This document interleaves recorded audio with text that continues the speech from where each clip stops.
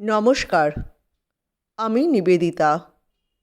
শুধুই গল্প নিবেদিতা চ্যানেলে আমার সকল শ্রোতা বন্ধুকে স্বাগত জানাই। অনুগ্রহ করে চ্যানেলটি সাবস্ক্রাইব করবেন। গল্পটি ভালো লাগলে লাইক ও শেয়ার করবেন। আপনার একটি লাইক আমাকে আমার নতুন গল্প লিখতে সাহায্য করে। আপনাদের অমূল্য মতামত জানাতে অবশ্যই ভুলবেন না। আমার আজকের নিবেদন একটি ছোট গল্প, সরস্বতী পুজো। আসুন গল্পটি শোনা যাক।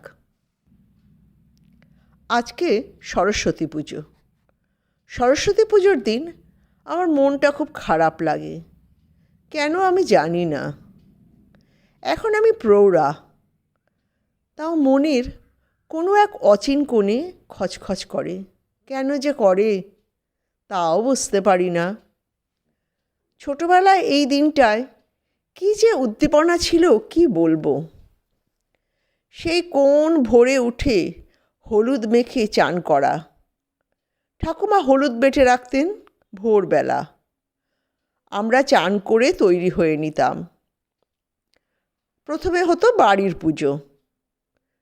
ঠাকুমা ছোট করে সুন্দর করে পুজো করতেন। আমরা সবাই মিলে অঞ্জলি দিতাম। তারপর সুন্দর করে মা শাড়ি পরিয়ে দিতেন। আমরা স্কুল যেতাম। স্কুলে সব বন্ধুরাই শাড়ি পরে আসতো। সবাই মিলে হৈ হৈ করে আবার অঞ্জলি দিতাম, প্রসাদ খেতাম। তারপর আমরা দুপুরেও স্কুলেই খেতাম। আমাদের সময় স্কুলে বেঞ্চি পাতা হতো। আমরা সেই বেঞ্চিতে বসে শাল পাতায় করে খিচুড়ি খেতাম। কী যে আনন্দ হতো কি বলবো।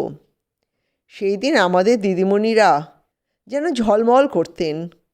তারা অনেকেই নিজের হাতে পরিবেশন করতেন। উপরের ক্লাসের দিদিরাও হাত লাগাতো। আমরা সত্যিই সেই দিনটা খুব উপভোগ করতাম। এখনকার ভাষায় যাকে বলে এনজয়। সবচেয়ে আনন্দ পেতাম কুলের চাটনি পেয়ে। আসলে চাটনিটা হতো টমেটো আর কুল দিয়ে। ফল প্রসাদেও কুল থাকতো। ছোটবেলায় সরস্বতী পুজোর আগে কুল খাওয়া নিষিদ্ধ ছিল। কুল আমাদের কাছে অতি লোভনীয় একটি ফল ছিল, কিন্তু ভয়ে খেতাম না। যদি সরস্বতী ঠাকুর ফেল করিয়ে দেন পরীক্ষাতে। আসলে পড়াশোনা তো তেমন করতাম না, শুধুই খেলা করে বেড়াতাম। সন্ধে হলেই ভাই বোনেরা মিলে মজা করতাম পড়াশোনার ছলে।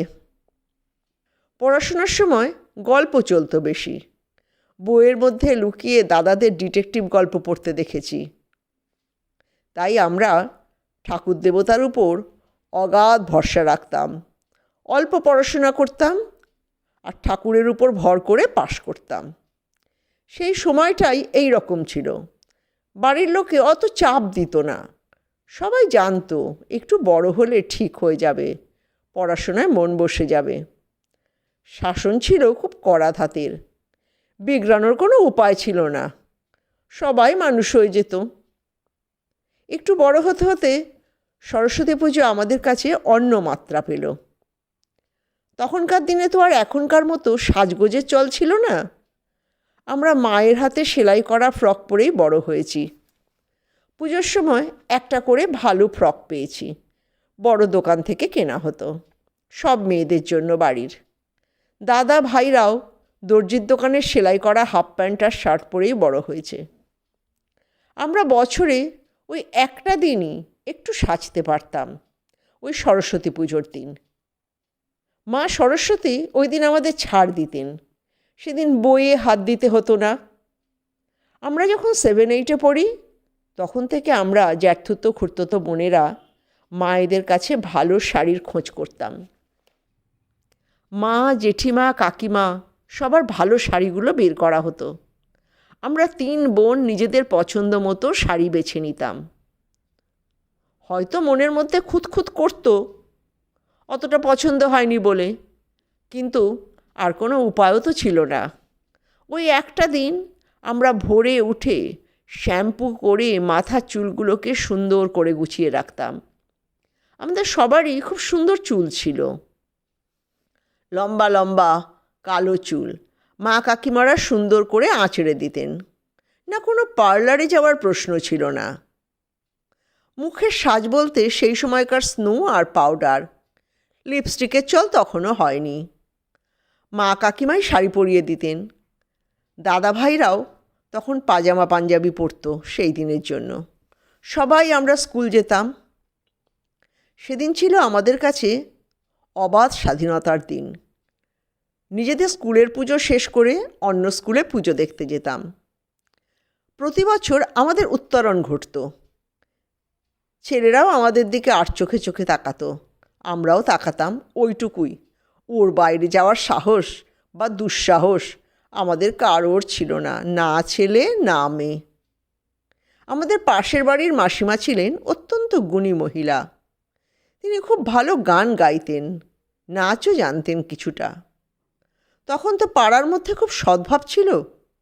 তিনি সরস্বতী পুজোর দিন সন্ধ্যায় পাড়ার সব ছেলে মেয়েদের নিয়ে বিচিত্রানুষ্ঠান করতেন। আমাদের মা কাকিমারাও কি সুন্দর সেজে গুজে গান গাইতেন। আমাদের কাউকে দিয়ে তিনি আবৃত্তি করাতেন। কেউ নাচ করত, কেউ গান করত, ছোট ছোট নাটকও করাতেন। অসম্ভব গুণী মানুষ ছিলেন। তখন তার গুণ প্রকাশের এত প্ল্যাটফর্ম ছিল না। তিনি নিজের মতো করেই করতেন। আবার রাত্রিরে তার হাতে তৈরি কড়াইশুঁটির কচুরি আর আলুর দম খেয়ে বাড়ি ফিরতাম। এইখানেই পাড়ার একটা ছেলে দেখতাম মাঝে মাঝে আমার দিকে তাকিয়ে থাকতো। ওই একটা দিনই আমরা বয়সের তুলনায় একটু বড় হয়ে যেতাম। আমাদের সময় সরস্বতী পুজোর দিনটা ছিল ভ্যালেন্টাইন্স ডে। আমাদের বড় হয়ে ওঠা ওই একদিনই। পরদিন থেকে আবার সব স্বাভাবিক।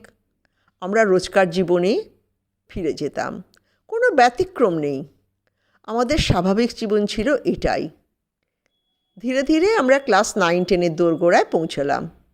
তখন বয়ঃসন্ধির সময়। আমাদের মনে ভালো লাগা দেখা দিয়েছে। আমরা তখনও সিনেমা দেখার ছাড়পত্র পাইনি। তখন আমরা বাচ্চাদের সিনেমা দেখি। বাড়ির বড়দের সঙ্গে দেখতে যাই ক্ষুদিরাম, নেতাজি সুভাষ, রামকৃষ্ণ পরমহংসদেব। একটা ইংরেজি সিনেমা দেখেছিলাম, সাউন্ড অফ মিউজিক, মনে দাগ কেটেছিল। 9-10 সময় সরস্বতী পুজো আসতো যখন, আমরা খুব উত্তেজিত হয়ে যেতাম। কারণ ওই দিন আমাদের ছেলেদের দিকে তাকানোর, তাদের দিকে দেখে একটু হাসার স্বাধীনতা ছিল। আমরা খুব খুব আনন্দ করতাম। আমরা কয়েকটা মেয়ে মিলে আগে আগে চলতাম, পিছনে একটা ছেলের দল চলতো। হয়তো কোনো ছেলে কোনো মেয়েকে উদ্দেশ্য করে একটা টিপ্পনি কাটল। সমস্ত মেয়েদের কি উচ্ছল হাসি। কারো সামনাসামনি কথা বলার সাহস নেই, কার বড় দাদা দিদি দেখে ফেলবে। এর মধ্যে থেকে যে কারো প্রেম হতো না তাও নয়, তবে খুব কম। কারণ আমাদের সময় সাহসের খুব অভাব ছিল। যারা প্রেম করত তাদের মধ্যে কতজনের হয়তো ভেঙে যেত, আবার কারো কারো বিয়ের পিঁড়ি অবধিও গড়াতো। আমরা তখন ক্লাস 11। সরস্বতী পুজো এসেছে। তখন আমাদের সাজগোজও বেড়েছে। পুজোতে আমাদের শাড়ি হয়েছে। আমাদের সবারই খুব সুন্দর সুন্দর সিল্কের শাড়ি হয়েছিল। আমরা সেজে গুজে বেরিয়েছি। আমার এক দিদি পয়সা জমিয়ে লিপস্টিকও কিনেছিল। সেই প্রথম লিপস্টিক লাগানো। এমনি 17-18 বছরের মেয়েদের দেখতে সুন্দর লাগে, আর সাজলে তো ঝলমল করবেই। সেবার আমরা স্কুলে স্কুলে ঘুরছি, দেখতে পেলাম আমাদের পাশের বাড়ির মাসিমার বাড়িতে যে ছেলেটা আমার দিকে তাকিয়ে থাকতো, সে আমার পিছনে পিছনে আসছে। সেও সেজেছে, একটা সুন্দর পাজামা পাঞ্জাবি পরেছে। তাকেও খুব ভালো লাগছে। তার নামটা মনে পড়ল, অলোক। অলোক আমাদের পাড়াতেই থাকে।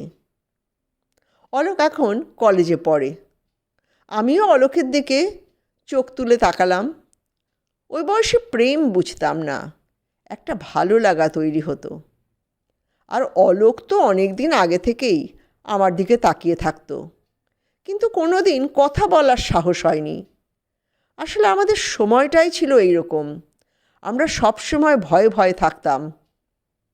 আমাদের মধ্যে একটা মোহ তৈরি হয়েছিল, যাকে বলে ইনফ্যাচুয়েশন, কিন্তু সেটা কোনো দিন ভালোবাসায় রূপান্তরিত হয়নি। আমাদের মুখ ফুটে বলার সাহস ছিল না। রাস্তাঘাটে কতদিন দেখা হতো অলোকের সঙ্গে, একই পাড়ায় তো বাস। অলোকও কলেজ যেতে আসতো, আমাদের মোহই থেকে যেত। আমাদের ভ্যালেন্টাইন্স ডে ছিল সরস্বতী পুজোর দিন। সরস্বতী বাগদেবী হলেও আমাদের মুখে ভালোবাসার কথা ফুটতে দেননি। ধীরে ধীরে আমাদের মোহ কেটে গেল, অথবা মনের কোনো অচিন কোণে সে ঘাপটি মেরে বসে থাকলো।